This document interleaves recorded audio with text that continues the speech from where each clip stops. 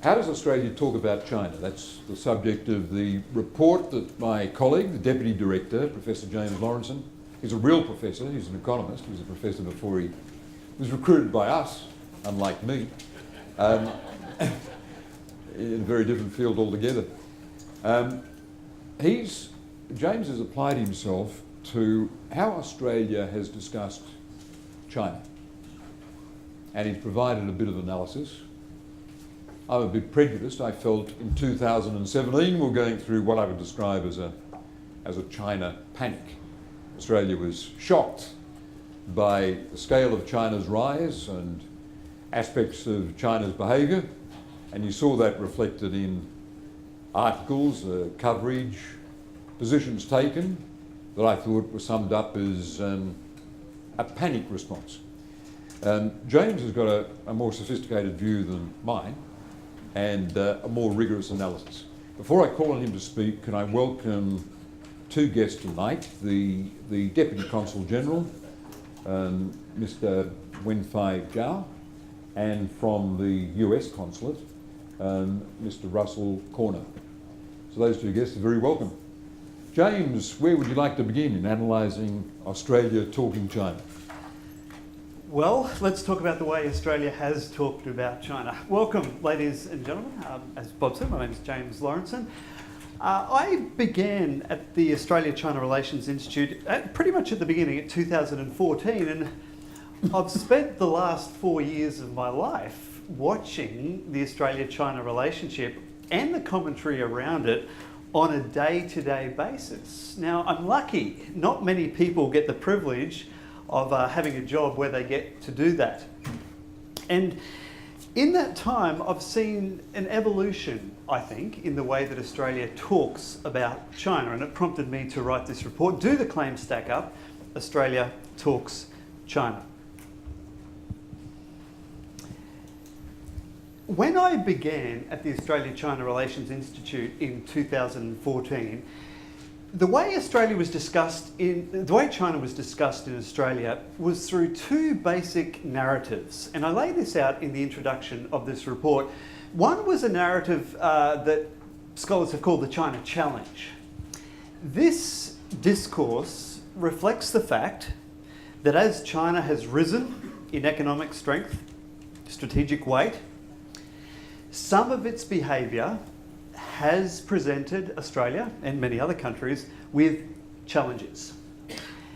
And I wanted to put that right at the beginning of the report because I don't want to dismiss that narrative. I think it is a narrative that is connected to facts and evidence. So in the introduction, I go through some examples. We had, in 2016, we had China reject an international arbitration panel in the South China Sea. Now, the Australian government's position was that that decision should be final and binding. I've certainly never criticised the Australian government's stance on the South China Sea. I think Australia is a medium-sized economy. We have a clear interest in an international rules-based order where rules, not might, regulates the behaviour of countries. So when we have countries like China, not just China, mind you, but when we do have a country like China that does disregard international rules, I think that presents clear challenges to Australia. I list a number of other ones. Just to give you one example that has become bigger, more prominent in recent times, is the way that China has, well, I think it's pretty plain to say, has in an extrajudicial way used detention for its minority Uyghur population in Xinjiang.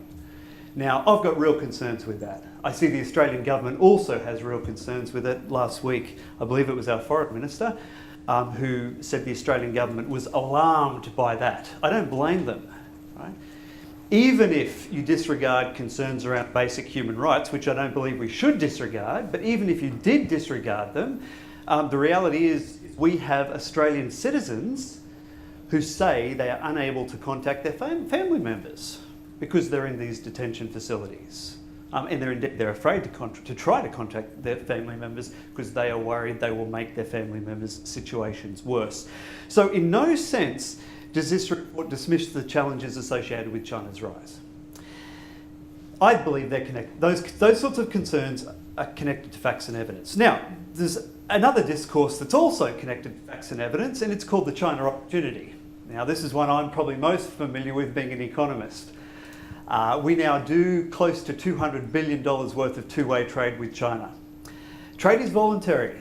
You can't force someone to trade. In other words, every single one of those $200 billion, 1/3 of Australia's total trade, so 1/3 of our total exports, reflects a decision by an Australian company or an Australian household that engagement with China is in its best interest. That's true by definition. We also know that the Australian government itself says that over the next 12 years, by 2030, it expects China to add more new purchasing power than the US, Japan and India combined. Now, it's plain to see that that presents enormous economic opportunities for Australian households and for business. So that's another way that we talked about China that I think is connected in facts and evidence. What I noticed though, towards the end of 2015, and certainly since the beginning of last year, was the emergence of another discourse, and its distinguishing feature, unlike the China challenge narrative and the China opportunity discourse, struggled frequently to be grounded in a basis of facts and evidence. Now, it wasn't just me who noticed this shift. David Goodman published an academic article last year around the China threat discourse. And this is the way he described it, as a fear of being taken over by China and the Chinese. He said in decades past, the China threat has been usually expressed in terms of hordes of Chinese migrant workers coming to Australia to take over our jobs, where more recently it's been connected to big geostrategic and geopolitical shifts in the global order. He said that from the public discourse, especially as carried by the mass media, one would be forgiven for thinking that Australia was not just a Chinese economic colony, but also falling under the sway of the Chinese Communist Party. Now, those of you who follow the Australia-China space will know that it's not just the mass media who hold this view. An academic, Clive Hamilton, at Charles Sturt University early this year, had a book that he called Silent Invasion. Very much this view that the Chinese Communist Party is infiltrating and overtaking Australia and completely undermining our sovereignty. So that's David Goodman's view. Greg McCarthy, who is the BHP Scholar for Australian Studies at Beijing University, he had an academic piece earlier this year where he talked about a dialogue of China angst, changst. And the way he said is similar to David Goodman's China threat discourse. He says he describes China angst as being a fear of being overtaken by China or losing influence to a mysterious and potentially threatening China. And then, of course, as Professor Carr has mentioned, coming not so much from an academic perspective, no disrespect to you there, Bob, but more from a policy maker's perspective, which he's termed a China panic. So we've got China threat from David Goodman, we've got China angst from Greg McCarthy, and Professor Bob Carr has come with China panic. And the way he described China panic was similar to the others. He said this idea that the Chinese Communist Party is undermining Australian sovereignty, and in Professor Carr's view, it reflected a discourse where the claims sailed way beyond an evidentiary base. So I wanted to look at this new discourse that numerous people had identified and to see how prevalent it was. And that's exactly what this report does, which I hope many of you now have a copy of. I looked at the way Australia has talked about China across a range of areas. The way we talk about Chinese political donations, the way we talk about Chinese Australians, the way we talk about Chinese students, the way we talk about Chinese investment in Australia, the China-Australia Free Trade Agreement. Tonight, I'm not going to try and get through 100 pages of the report. I just want to walk through a couple illustrative examples that'll give you a flavour for this report and for its key findings, and hopefully motivate you when you go home tonight to read the whole 100 pages. Let's start with Chinese political donations.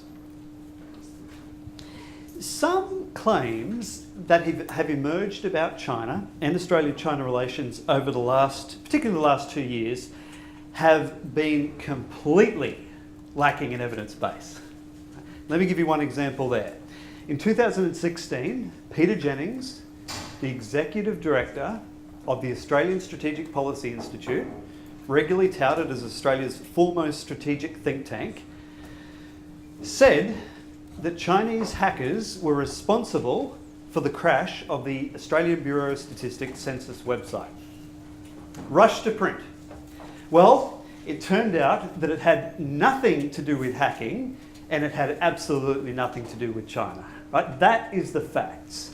So those sorts of claims have no relationship to facts and evidence whatsoever, but certainly Peter Jennings still gets a good run in the Australian media for his strategic commentary. Other claims do have some basis in facts and evidence, and I want to give you the example of Chinese political donations as one of those examples. Yet, when you examine the entirety of the evidence base, there's still a pretty significant gap between the claims that are being made on the one hand and the facts and evidence on the other. Here's the way Fairfax Publications saw Chinese political donations in Australia. China's Operation Australia. Right? There is no nuance in that headline. The claim is very clear. The Chinese government, the Chinese Communist Party, is using political donations to undermine Australian sovereignty, to buy politicians to conform to the Chinese Communist Party line. The basis of those claims, as I said before, weren't totally divorced from facts and evidence. We do have Australian security agencies who raised concerns around two donors, Chow Chak-wing and Huang Xiangmo. So genuine concerns being raised by security agencies. We also had, of course, and I don't want to minimise this in any way, former Senator Sam Dastyari stand up in a press conference next to one of those donors, Huang Xiangmo, and sprout the Chinese government's line on the South China Sea. Right? Indeed. So I'm not going to say there's nothing to see here. In fact, I've said before, there is something to see here, and in this report I make that plain. Right? That's what I'm saying. This is a claim that is not completely disconnected to facts and evidence. Okay? There are genuine concerns here. It wasn't just the media who were coming out with these sorts of claims, though. Here's Rory Medcalf. He is the director of the National Security College at the Australian National University. Now, a little while ago, he stood up in Washington and gave a briefing to a US audience, to our key strategic ally, gave them a briefing on Australia-China relations and what we'd seen in recent years. He said, and I quote, a big part of the problem, right, a big part of the problem is that our political parties had become dependent on foreign funding. Right? A big part of the problem is that our political parties had become dependent on foreign funding. In recent years, the two largest donors to our major political parties have been two Chinese-born billionaires. We saw a persistent increase in Chinese donations to Australian political parties, spiking in each federal election campaign. So this is the way that Chinese political donations have been presented. And as I said before, there is some connection to facts and evidence there. But what else do we know? Well, here's the first thing we know, and the thing I raised in this report. Rory Medcalf was dead wrong. Right? I think it's really important that we're blunt in our language here. He said a big part of the problem is that Australian political parties have become dependent upon foreign funding. Well, no, they haven't, right? Australian academics, two academics who I quote in this report from the University of Melbourne, who specialise in the study of money in Australian politics, found that at the last federal election campaign, total foreign donations, not just Chinese donations, total foreign donations only accounted for 2.6% of total political donations. More than 97%, in other words, came from domestic sources. Now, how you can spin that as being had become dependent on foreign funding is beyond me. He also said that there had been a persistent increase in Chinese donations. Well, no, there hasn't. No, there hasn't. That is just wrong. And in the report, I again cite the University of Melbourne academics showing that there has been no persistent increase in Chinese donations over time. Moreover, those University of Melbourne academics defined Chinese political donations in a very, very generous way, in a very, very broad way. In particular, they even included donations from Australian citizens who retain prominent business interests in China. Okay? So however you spin, however you define Chinese political donations, the fact is that Australian political parties had not become dependent on foreign funding, much less Chinese funding, and there had been no increase in Chinese political donations over time. This is the sort of thing that I think has to be called out. What do we also know? Well, we know that the security agencies raised concerns about 2 donors. However, we also know that there are more than 300 companies in the Chinese Chamber of Commerce. We know there are more than 500,000 Australian residents born in the People's Republic of China. No concerns have been raised about any of those 2 groups. And the consideration I think that's perhaps the most important in all of this is, even if to the extent that there is a genuine concern about the Chinese government using political donations to influence Australian foreign policy decisions, what evidence do we have that those political donations had any impact on Australian foreign policy? In the end, what we have is this. We have one speech, Sam Dastyari, by a single opposition party senator that was plainly contrary to his own party's position, and it was certainly contrary to the Australian government's position. Right? So for all the genuine concerns around Sam Dastyari, and I've acknowledged those already, the reality is they had absolutely no impact on Australian foreign policy decisions. Here's one of these University of Melbourne academics who studies this issue of money in Australian foreign politics, and he has some pretty forceful words to say, published in an academic journal. He said, "It's not fanciful to suggest that a strand of scarcely veiled Sinophobia with old fears of yellow peril seems to run through some debates over donations from Chinese companies." Funnily enough, the media don't go to Professor Tam for comment on Chinese political donations. They'll go running to folks like Rory Medcalf, who, as I've said, got the facts wrong. The second chapter of this report, now moving on from the topic of Chinese political donations, is on the allegiance of Chinese Australians. I put this chapter, number 2, straight after the introduction, because I think it's probably the most important one in this debate around Australia-China relations. The position of the Chinese Australians, the position they have been put in, I think is one of the most vulnerable.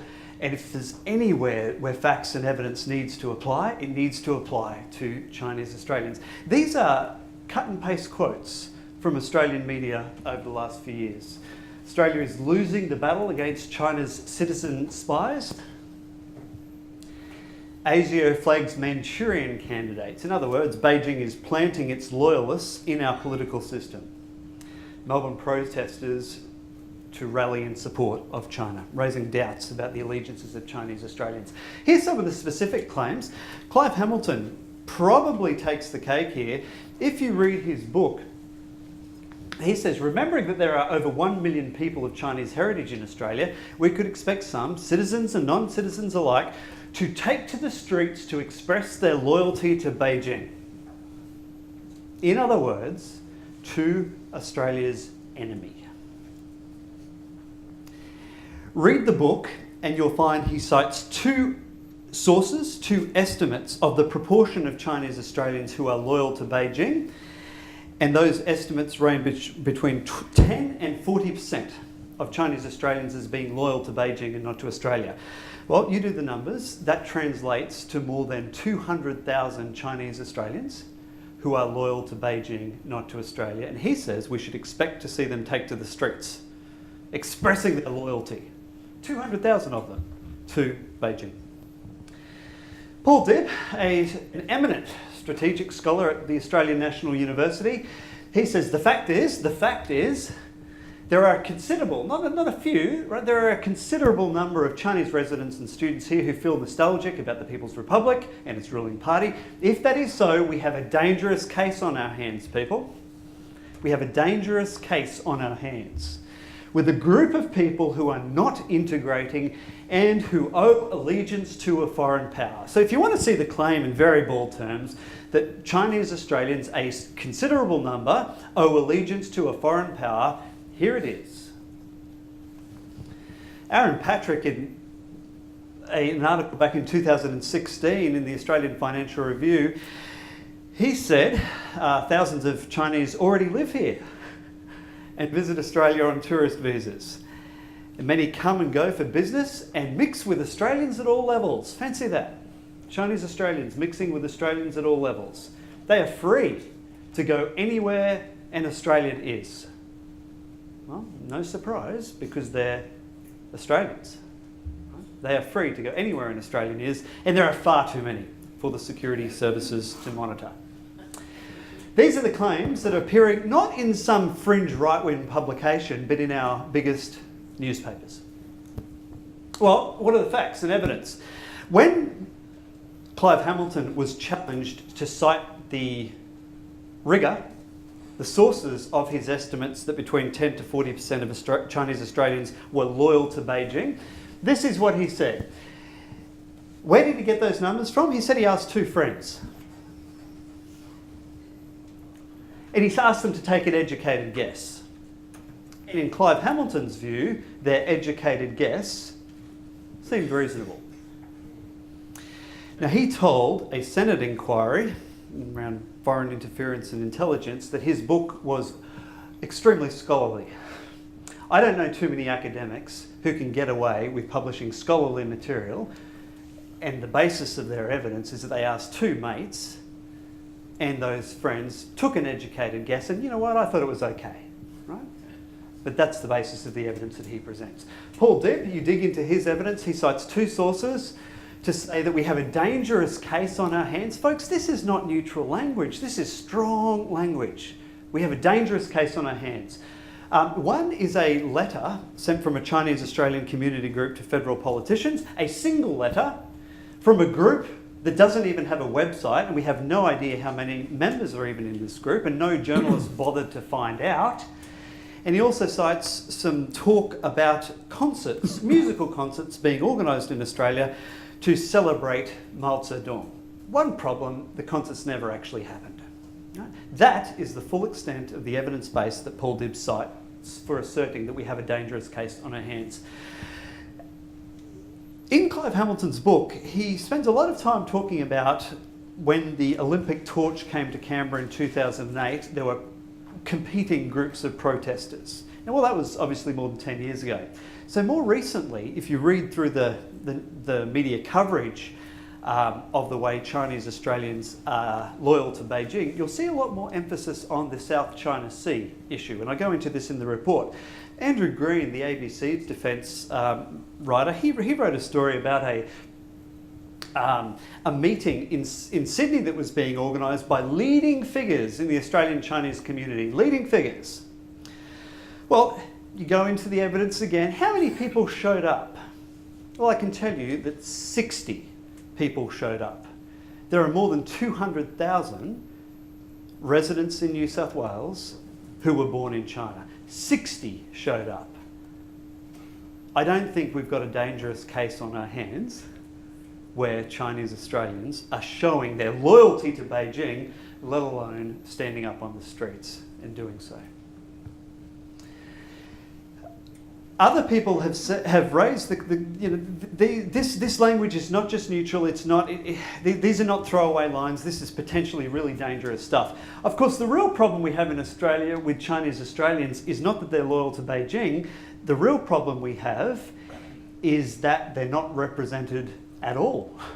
Noel Pearson, he had a piece in The Australian recently where he said, by numbers alone, Chinese Australians should rightly hold up to 10 federal parliamentary seats and dozens of state seats. And in actual fact, what we have in federal parliament is not a single member of parliament from a PRC background, right?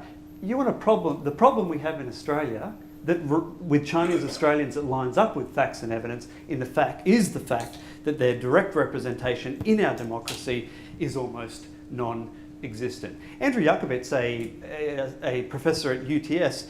He's studied the political behaviour of Chinese Australians, and he says that if you want to know what Chinese Australians are most concerned by, it's certainly not the South China Sea. It is jobs, education and healthcare for their children. Fancy that. Fancy Chinese Australians being concerned by those things. He said the last time the Chinese Australian community had an impact on federal election outcomes, the key issue that was being pushed by the Chinese community, by a group in the Chinese community, were evangelical Christians targeting fears over same-sex marriage and the same Safe Schools program. Well, suffice to say, evangelical Christians targeting fears over same-sex marriage, as far as I know, is not a key issue that occupies the attention of Chinese diplomats in Australia or the Foreign Ministry in Beijing. Let me finish on this one, and then we'll have a bit of discussion from the front, and I'd be more than happy to answer any of your questions you had around the report more generally. This is one working in a university that's pretty close to what I do on a day-to-day basis, and pretty close to my heart. In 2017, last year, these were the headlines that emerged about Chinese students. I look around here and I'm pretty sure we've got some Chinese students in this room tonight. These are the headlines that were written about you folks last year. These are the students that I've spent the last 20 years teaching, as long as I've been in universities. Our campuses are a front line in China's ideological war. Tensions rise as Chinese government influence infiltrates Australian universities. Chinese students taught to snitch on politically incorrect lecturers. Let's go to some specific claims. Rowan Kelly, the long-time China correspondent for The Australian, he led a story with the war being waged. The war being waged by Chinese students against politically incorrect lecturers in Australia hasn't emerged out of the blue. It has flowed out of China's increasingly regimented education system. So a war is being waged against Australian lecturers, and it's directly connected to the Chinese government. Primrose Riordan, a journalist at The Australian, she said that a Sydney University lecturer had been forced to issue a public apology. Forced to issue a public apology after international students, Chinese students, were outraged. A war being waged, were outraged by his use of a map showing Chinese claimed territory as part of India. John Garneau, the former Fairfax correspondent in China and more recently an advisor to former Prime Minister Malcolm Turnbull, he wrote an opinion piece in the Australian Financial Review where he went through these cases of Chinese students confronting Australian lecturers, and he then said racial chauvinism is only one of the challenges that Beijing is exporting to universities. Right? This is what's appearing in our press. So I thought, well, let's dig into the evidence. Let's see what's underpinning this raft of claims about Chinese students, Communist Party stooges and loyalists attacking politically incorrect Australian lecturers. Go into all the stories, and it turns out that underpinning these headlines and claims, there are only 4 incidents. I'll go through those incidents in the report. Now, 4 incidents. Is that a lot? Well, last year there were more than 133,000 Chinese students studying in Australian universities. And there were only 4 incidents of Chinese students raising an issue with their Australian lecturers. I can promise you, folks, that you take a sample of 130,000 local students and you will have a lot more examples of Australian lecturers being confronted. And even more importantly than the fact that there's only 4 incidents versus 133,000 Chinese students is the fact that in not a single case was freedom of expression threatened or classroom discussion shut down. In no case Clive Hamilton, Primrose Riordan, John Garneau all repeated this claim that Australian lecturers had been forced to apologise. That's a direct quote, folks, forced to apologise. Guess what? Not true. Wrong. This isn't about interpretation. In not a single case was an Australian lecturer forced by their employer to apologise to Chinese students, and yet this is the stuff that's being repeated over and over again in our press. Other observers of Chinese students have warned against this characterisation of Chinese students. Certainly I would join these calls. Chinese students are more than capable of being critical of the Chinese Communist Party, I can assure you, on matters of human rights, censorship, whatever you like. One Chinese student interviewed by Fran Martin, who's a professor at the University of Melbourne, who's actually researched Chinese students, one of the Chinese students said, hang on, isn't expressing our own opinions an instance of free speech rather than an attack on it? Indeed, indeed. I was shocked that in all of these reports about aggressive Chinese students attacking their Australian lecturers, in not a single case was a Chinese student actually interviewed. You can check it out. You read all of the stories and not a single case did they bother actually speaking to a Chinese student. The Australian academics who have spoken to Chinese students form a very, very different view. Catriona Jackson from Universities Australia made to me what I thought was a very sensible comment. Instead of hand-wringing about a handful of classroom exchanges in recent years, when Chinese students promoted a Chinese worldview, only to have their Australian lecturers respond with an Australian one, we should see this for what it is. It's not racial chauvinism. It's not a war on Australian lecturers. They're not outraged. A vigorous exchange of views. And that's what universities are all about. This helps rather than hinders our future national security. Folks, go through the report and you'll also find chapters on a supposed Chinese military base in Vanuatu. Some regular names crop up there. I'll highlight Peter Jennings and Rory Medcalf again. Their names keep coming up in this report. You'll also hear allegations from Peter Jennings again that Chinese investment in the port of Darwin represented a spying threat to Australia, completely rejected by the Australian Defence Forces, by ASIO and the Secretary of Defence. And you'll also hear claims about how the China-Australia Free Trade Agreement favours Chinese, not Australian interests, which is quite a surprise, given that the Chinese economy is many, many times bigger than the Australian economy and growing at about 3 times the rate. I think the opportunities that presents for Australian interests are vast indeed. This is a problem, folks, when we let this China threat, angst and panic narrative get away from us. It actually makes it harder to respond, going back to a point that I made right at the beginning, that China can present challenges to Australia. But the more we let this panic narrative run, the harder it actually becomes to respond to those genuine challenges that it can raise. And I think calling it out, which is what this report seeks to do, is fundamentally in Australia's national interest. I certainly don't see this report as being pro-China. I don't imagine my friends in the Chinese embassy will be particularly happy with some of the ways I've talked about China. That's because I'm taking it from an Australian national interest perspective, and this discourse of threat, angst and panic deserves to be called out. I'll stop there, Bill.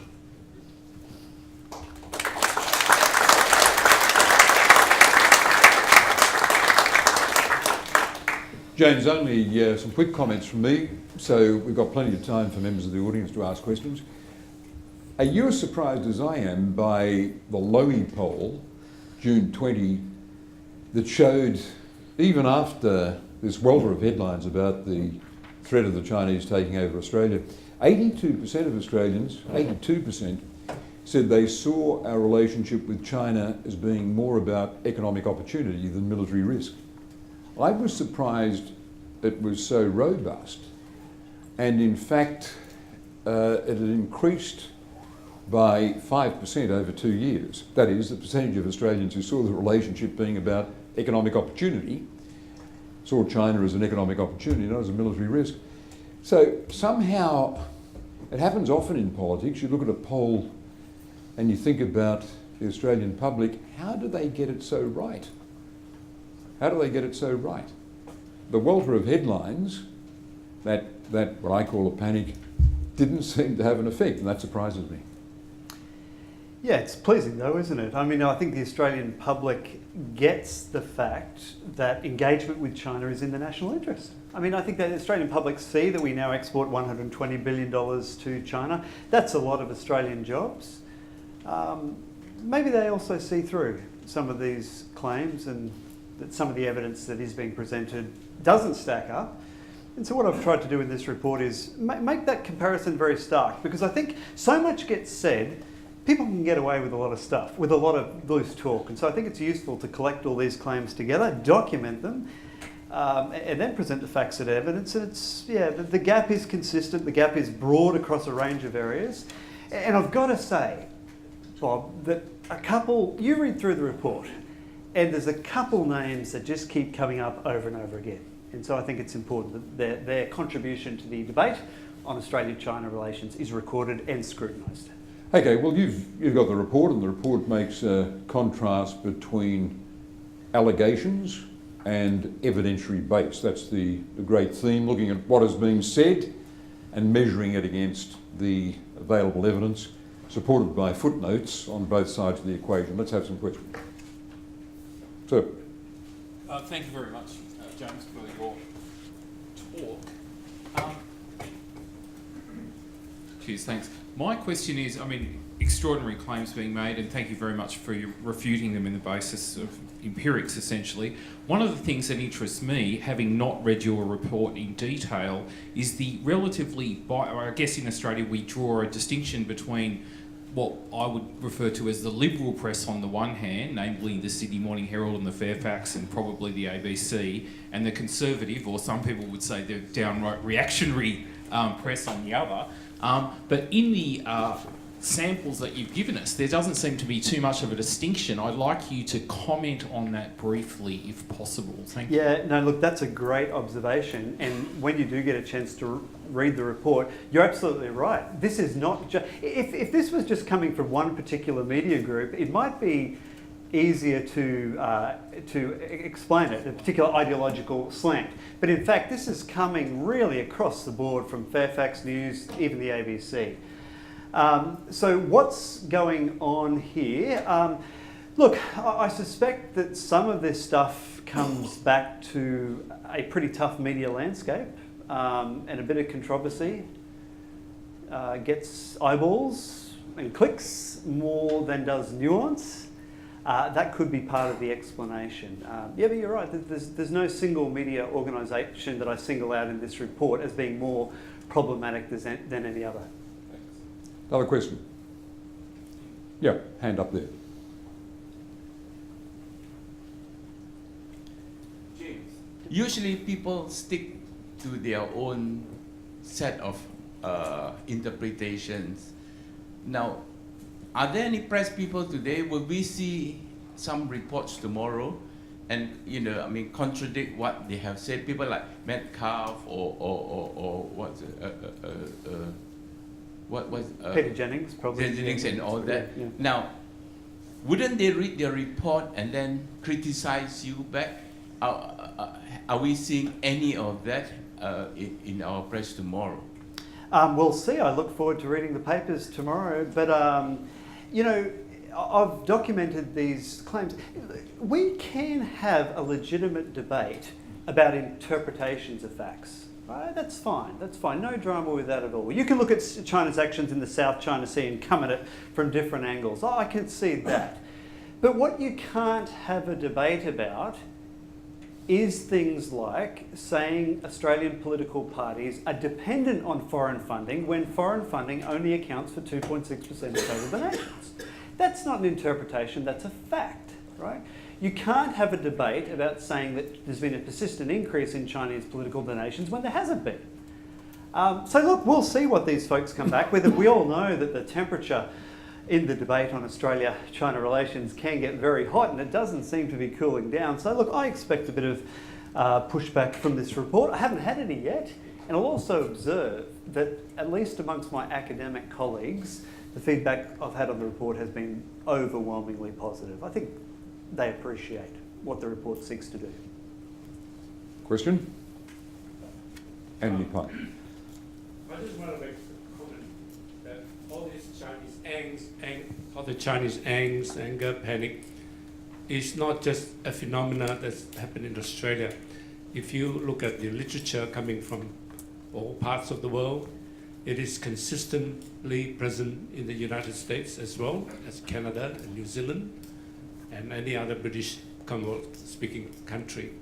Therefore, I think that it is very difficult for a Chinese Australian like me to make a rational decision about what our Australian foreign policy to China should be if we are fed with fake news all the time and spins and speculations from the Western press, and also, hitting below the belt comments about personalities. It makes it very difficult for us to make a rational decision who's right, who's wrong.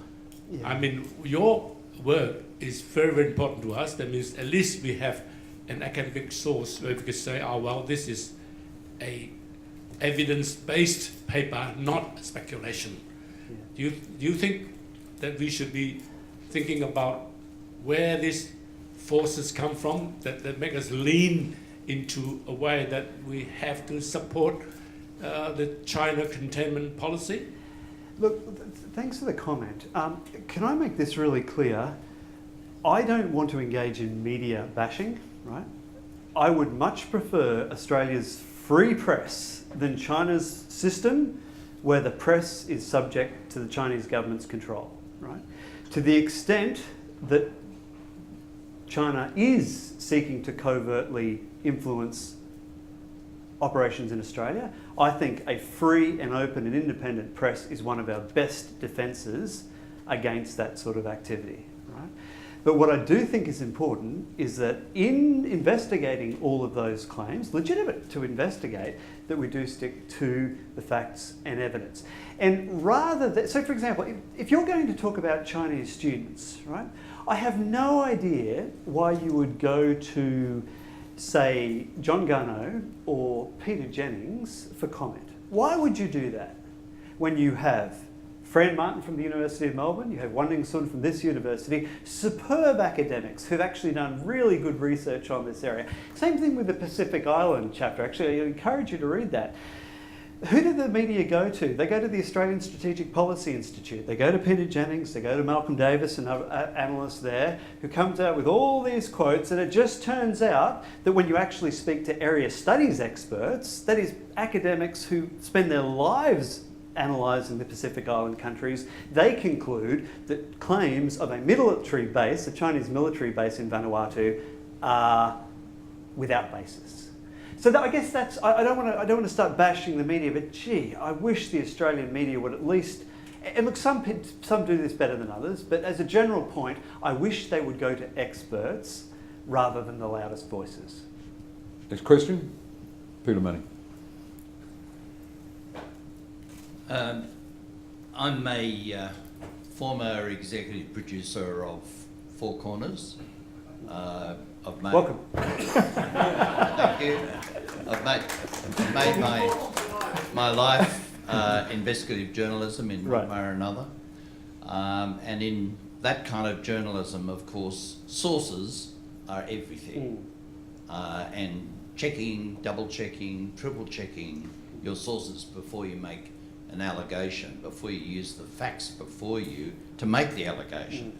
And I think one of the changes that's occurred under the new media circumstances that we're in is that there's a new form of journalism which Columbia University calls access journalism rather than investigative journalism. And the access journalism is getting a good leak from an organisation. And where do most of those leaks come from? This is not just in Australia. They come from intelligence sources who cannot then, and often under the Act, a Terrorism Act or Journalism Act or whatever, they cannot reveal their sources, the sources beyond the source, so to speak, so the documents. So what you get, and there's a good example of it in today's Sydney Morning Herald, actually, the scoop about this woman who was paying off the United Nations president. And if you look at a lot of the words that are used about alleged, sources say this has been lifted from such and such, but the documents showing these things, quite apart from the court documents, are not shown in the article. So you as a reader, unlike investigative journalism, which was the way it was done, and often is still done by Four Corners, you don't get to see the actual people who are saying these things. And when you get Australian security services and the FBI being put together and American court cases, and you don't hear the other side of the court cases, and the defence and so on, it's not only bad court reporting, it's actually taking a line about what these particular intelligence agencies want said. Now we've seen, I just want to say one last thing, we've seen this before with the description of Muslims in Australia, and I've written 3 books about how the media has represented Muslims and Palestinians and Lebanese and Arabs and so on over the last decade. And throughout that period, a lot of this new form of journalism, access journalism, has been used, which enables, of course, the helicopters to appear for the arrest of the people in the Kemba, in our Sydney suburbs. The press are there, the media are there, and how do they know that? From the intelligence sources that have given them access. So I think one of the problems that we need to address, you're not media bashing, I don't think you're media bashing, but one of the disasters of current media is how some journalists are getting away with simply relying on an access source, right, and not following up and proving the facts. Yeah. Thank you. Can I leave in there, James? Because I've written an opinion piece about the plight of people in the Australian Chinese community who were, quote, fingered by ASIO, unquote, in precisely that fashion. Someone stands, the Chinese heritage stands for local government, liberal, Labor, independent. They're entitled to do that. Multicultural society, they're Australian citizens, although they were born overseas, in some cases in China. All of a sudden they're named in an article in The Australian, the source being attributed to a security source as being under surveillance for their loyalty. They've got no right of appeal. They can't make a case. The source isn't identified. Some of them have gone to ASIO and been told that ASIO didn't do it. One of the local government candidates is successful, Chinese-born, Australian citizen, successful in getting elected to his local council, had to leave his job. He worked for a Labor senator, and after he was identified as a security risk, because he'd been in his student days a member of the China Scholars and Students Association, he said his only function there was to organise their harbour cruises and dances. But for the error of belonging to that in his student days, he was singled out in this article as being under the surveillance of ASIO. No right of appeal. Leaves his job because he doesn't want to embarrass the Labor senator who'd employed him. He was employed as a researcher. Now, I think that's a terrible injustice. It's precisely the kind of journalism you identified, Peter. That is, a journalist writing an article in these cases, throwing a doubt over the allegiance, the loyalty of an Australian citizen on the basis of, quote, a security source. A second article, an entirely separate one, was about a Labor MLC called Ernest Wong. The article said very loud and clear twice, 3 times, he'd done nothing wrong. But it said Ernest Wong was under the attention, had got the attention of security agencies because he'd been targeted by people he didn't know of and targeted in a way he wasn't aware of as undue influence. He didn't know he was being targeted. He might have been seen speaking on a street corner to someone. This is classic McCarthyism. It's pure McCarthyism. Ernest Wong was dropped from the Labor Party Senate ticket, I think for entirely separate reasons. Senate ticket, upper house, Legislative Council ticket, I think for entirely separate reasons, and probably predating this article in The Australian, where the journalist quoted a security source. No right of appeal. Noel Pearson was very good on this in a column in The Australian. He said, this is a very bad process. He said, pity someone who's down in Dixon Street having a yum cha, getting caught out in this fashion, talking to the wrong person. In fact, Clive Hamilton said in his book, and I think it's amusing, when he referred to ACRI, he said we're located at UTS, which is close to Sydney's Chinatown. And I just want to say, James and I are very alert to the prospect that the wafting flavours of Cantonese cooking might be distorting the judgment of our scholars.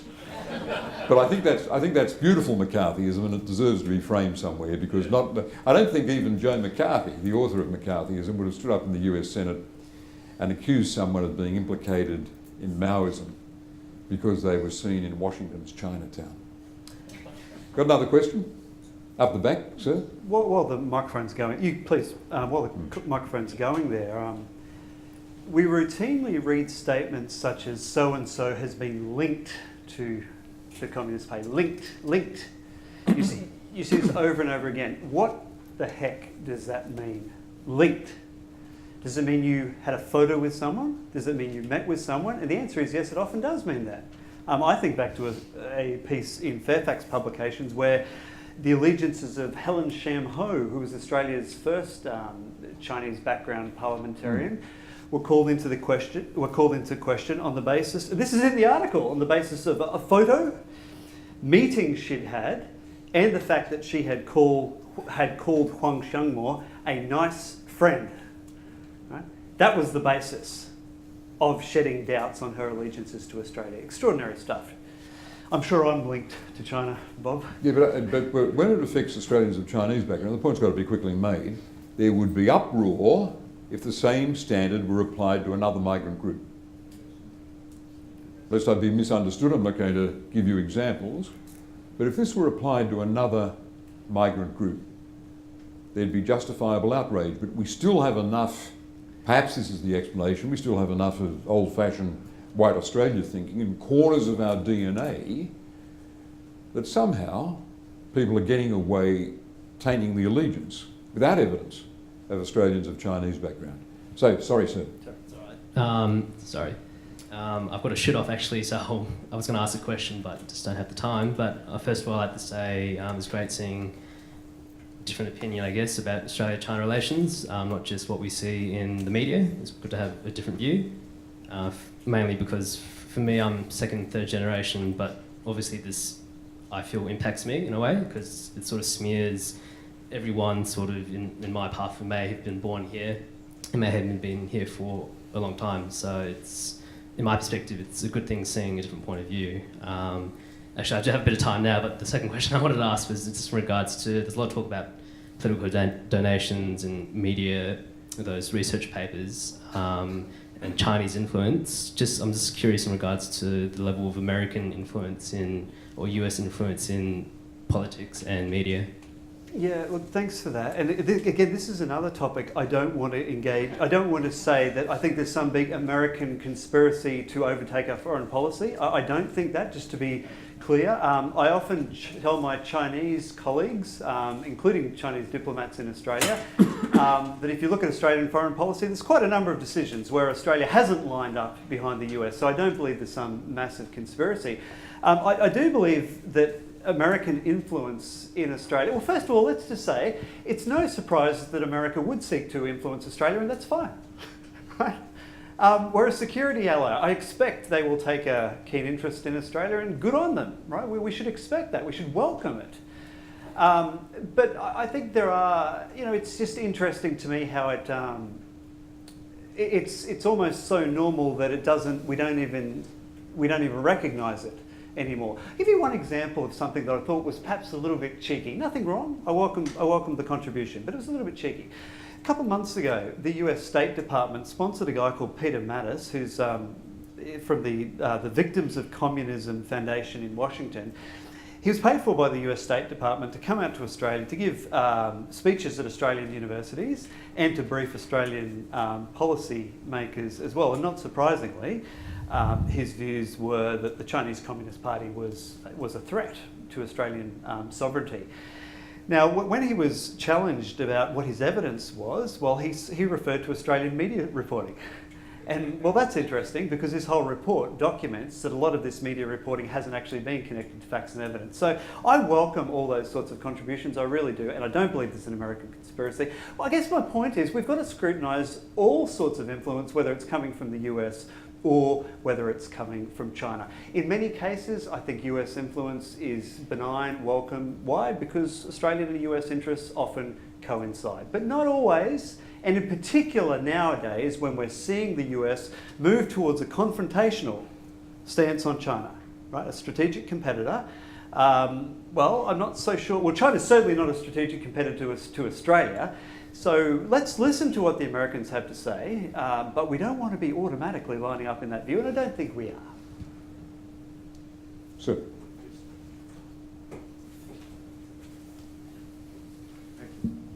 Thank you very much, Professor James. Gave us a great talk, and thank you, Premier Carr. Let me ask the questions. And just two questions briefly. The first one, just follow the last one. I'd like to refer a quote by former Prime Minister John Howard when he was asked a question about the by mainstream media about the China influence, and he said he made an observation. He said, I mean, China is becoming more powerful. It's a powerful nation, and he said that's what a powerful nation does. You try to project your influence. So let's be realistic about I mean. Between the nation, you send embassies.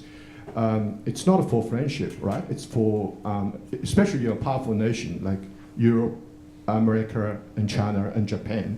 You spend hundreds of billions of dollars, send so many ambassadors to everywhere. It is about project your influence, information gathering.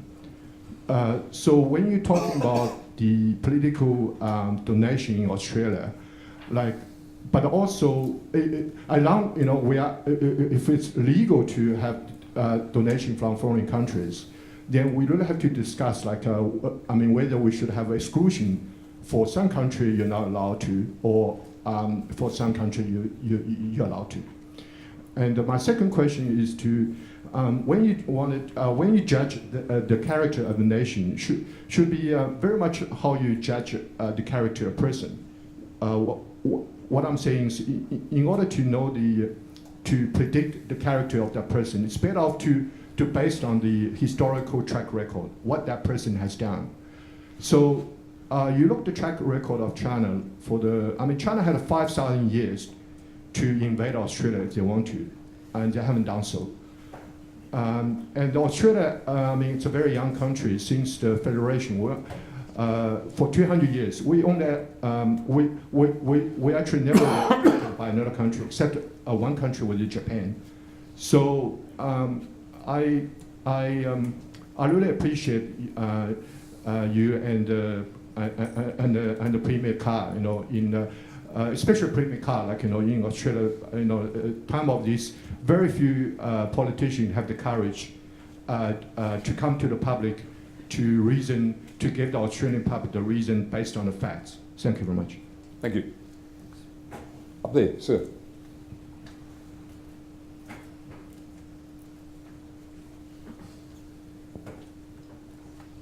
Thanks. Congratulations on the report. As I understand it so far, it's great to have some of these issues dissected and laid out in the way that you have.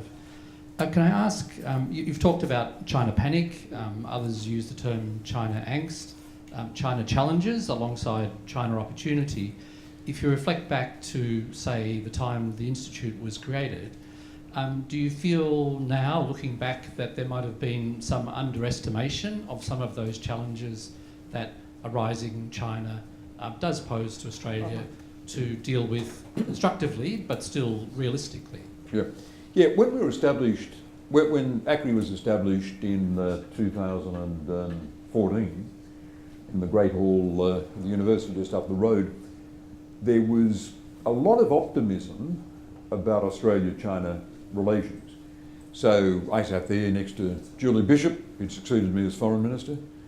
General agreement, general goodwill. I remember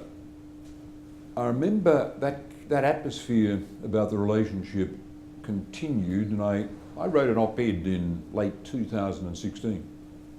It appeared in The Australian. And I looked at a speech by Tony Abbott in which he'd talked about Australia-China relations. And I said Abbott was entitled to be proud of what he'd done as Prime Minister. This was after he'd been forced out. I said, basically, in the latter period of the Abbott government, we'd got it right. We told America politely we were joining the Asia Infrastructure Investment Bank. We declined invitations from US admirals to run patrols like theirs in the South China Sea. The article appeared in The Australian around about November 2016. And I remember coming to the office that day and the phone went, and it was the head of a government department, a very important government department in Canberra, who said, "I just want you to know that you were spot on." I said, "Oh, thank you." He said, "You were spot on."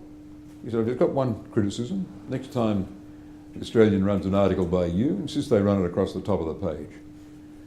I said, "My friend, I wish I had that power." So that's late 2016. And then in early 2017, Canberra flipped. And Julie Bishop was lecturing China, saying that China would never be great till it became democratic. Malcolm Turnbull, as Prime Minister, gave a speech in Singapore in early 2017 saying we needed a bigger US military presence in our region. And that's when you saw what we've described in one of our documents, a very useful document, as the tilt on China. And it continued through 2017. It collected what I call the China panic throughout 2017. It probably climaxed with Malcolm Turnbull's speech in the Parliament in December 2017, introducing the anti-foreign influence legislation. I never criticised that legislation. What I did criticise was that he discarded the departmental speech and went out of his way to direct his comments at China by parodying Chairman Mao's comment, 1949, the Chinese people have stood up. He said, with this legislation, Malcolm always the captive of the clever remark, with this legislation, the Australian people have stood up. And that just wasn't the language of diplomacy. Again and again throughout this period, 2017 especially, it wasn't what the government was doing, it was the rhetoric they had settled on that I found myself critical of. So there was a real switch, there was a tilt on China. It was rhetorical, but in diplomacy, words are bullets. And then the government suddenly, from early 2018, realised that this had gone too far. From early 2018, you get Julie Bishop and Malcolm Turnbull reining in their ministers Concerta Fierravanti Wells with the comments on the South Pacific, for example, or Barnaby Joyce saying the Chinese are ready to overrun us. No, no, no. Julie Bishop, no, no, no. Malcolm Turnbull, we don't use that language. Julie Bishop explained that we weren't going along with the new US language about China, strategic rival. So there was a distinct change, and then it resulted in the former Prime Minister's speech at the University of New South Wales in August. In Kevin Rudd's words, Malcolm Turnbull was saying, quote, "Isn't China nice?" Unquote. So we have witnessed, the short answer to your question is, I couldn't have anticipated in 2014 the abrupt tilt that occurred in 2017. I still don't think we've got the full answer on what caused that. And I couldn't have anticipated either the swift correction that has taken place this year and has been confirmed by everything the new Prime Minister Scott Morrison has said. And again, look at the ACRI publication on that. Scott Morrison, just to wrap up very quickly, has used painstakingly neutral language on the South China Sea, as I've pointed out. Painstakingly neutral. And the government has been very careful not to endorse Vice President Pence's somewhat inflammatory speech of October 4. Freudenberg and Josh Frydenberg and the Prime Minister, the Foreign Minister, have made it pretty clear Australia's not going along with America's trade war. Which makes this space very interesting, these ups and downs.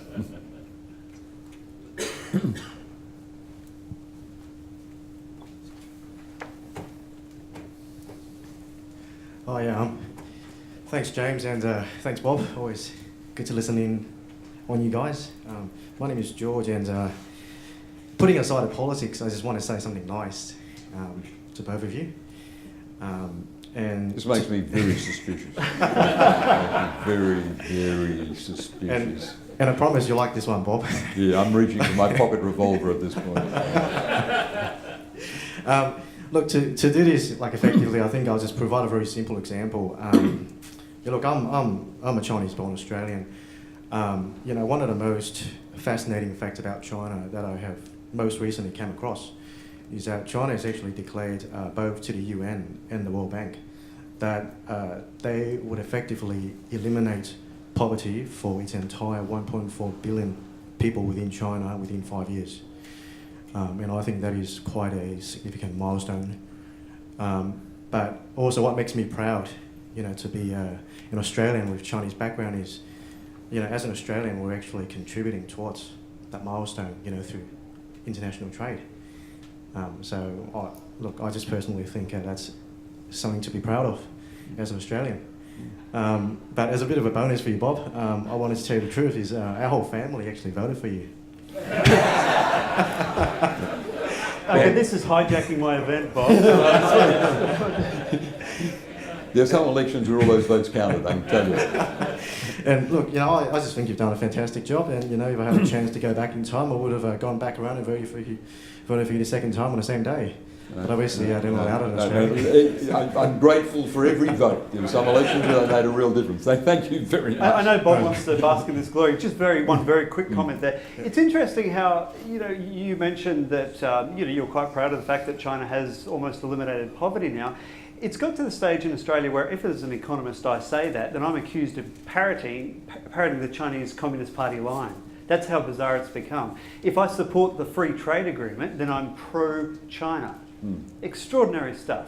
I mean, really, yes. I would have thought supporting the free trade agreement meant I was pro-Australia.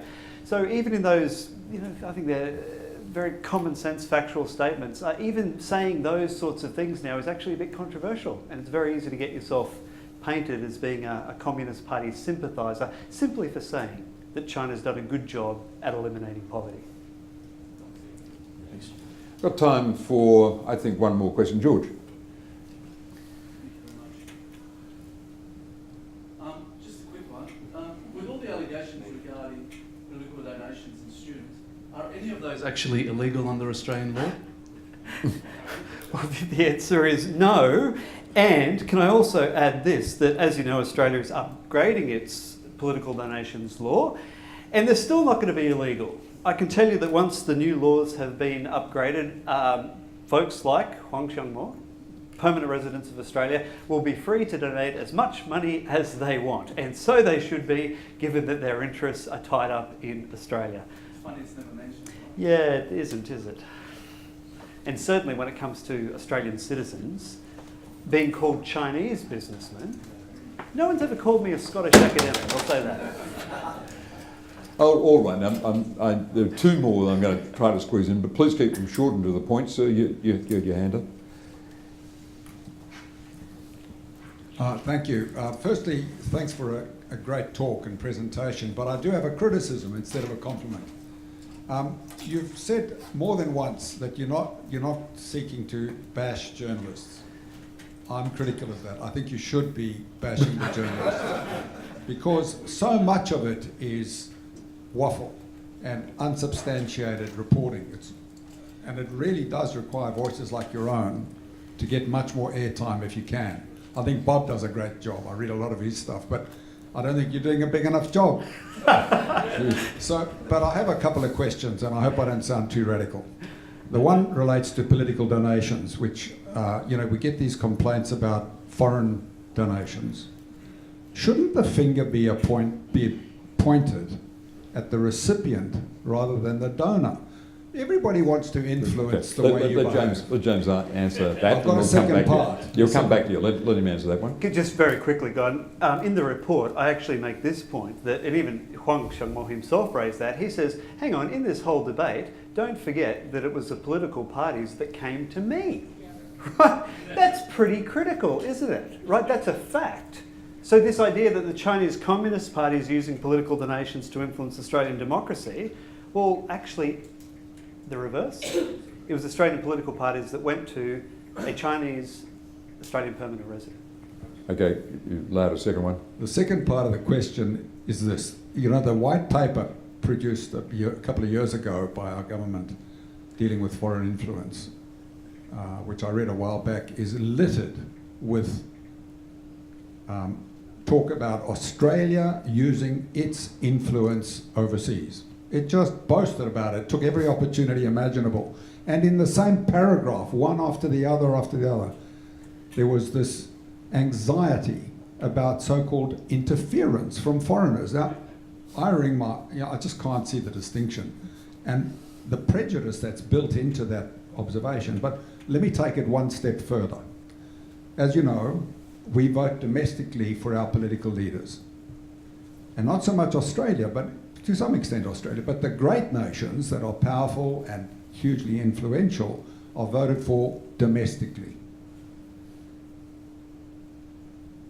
Surely it's in our interests and in the interests of other nations to assert as much interference, if you like, or influence on the voting public in those other countries because of the impact that they are going to have internationally.